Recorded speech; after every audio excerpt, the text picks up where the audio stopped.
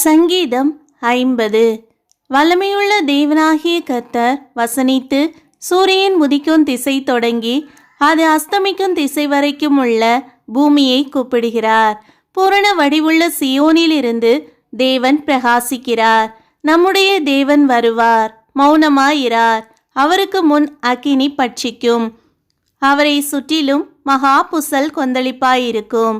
அவர் தம்முடைய ஜனத்தை நியாயம் தீர்க்க உயர இருக்கும் வானங்களையும் பூமியையும் கூப்பிடுவார்.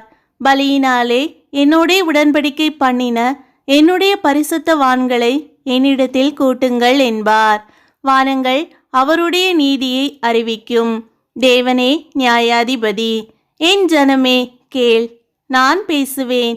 இஸ்ரவேலே, உனக்கு விரோதமாய் சாட்சியிடுவேன்.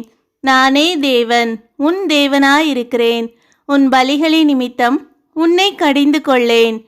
உன் தகன பலிகள் எப்போதும் எனக்கு முன்பாக இருக்கிறது. உன் வீட்டிலிருந்து காளைகளையும் உன் தொழுவங்களில் இருந்து ஆட்டுக்கடாக்களையும் நான் வாங்கிக் கொள்வதில்லை.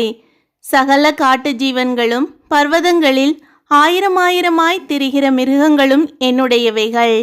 மலைகளில் உள்ள பறவைகளையெல்லாம் அறிவேன். வெளியில் நடமாடுகிறவைகள் எல்லாம் என்னுடையவைகள். நான் பசியாயிருந்தால் உனக்கு சொல்லேன். பூமியும் அதன் நிறைவும் என்னுடையவைகளே. நான் எருதுகளின் மாம்சம் புசித்து ஆட்டுக்கடாக்களின் இரத்தம் குடிப்பேனோ?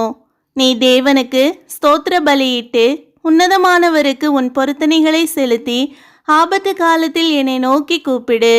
நான் உன்னை விடுவிப்பேன். நீ என்னை மகிமைப்படுத்துவாய்.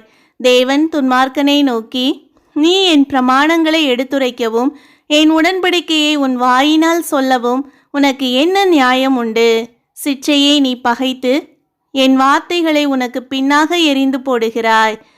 நீ திருடனை காணும்போது அவனோடு ஒருமித்து போகிறாய். விபசாரரோடும் உனக்கு பங்குண்டு.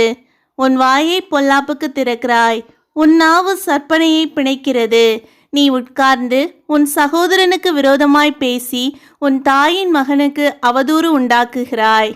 இவைகளை நீ செய்யும்போது நான் மௌனமாயிருந்தேன். உன்னைப்போல் நானும் இருப்பேன் என்று நினைவு கொண்டாய். ஆனாலும் நான் உன்னை கடிந்து கொண்டு அவைகளை உன் கண்களுக்கு முன்பாக ஒவ்வொன்றாக நிறுத்துவேன். தேவனை மறக்கிறவர்களே, இதை சிந்தித்து கொள்ளுங்கள். இல்லாவிட்டால் நான் உங்களை பீறி போடுவேன். ஒருவரும் உங்களை விடுவிப்பதில்லை. ஸ்தோத்திர பலியிடுகிறவன் என்னை மகிமைப்படுத்துகிறான். தன் வழியை செவைப்படுத்துகிறவனுக்கு தேவனுடைய இரட்சிப்பை வெளிப்படுத்துவேன் என்று சொல்லுகிறார்.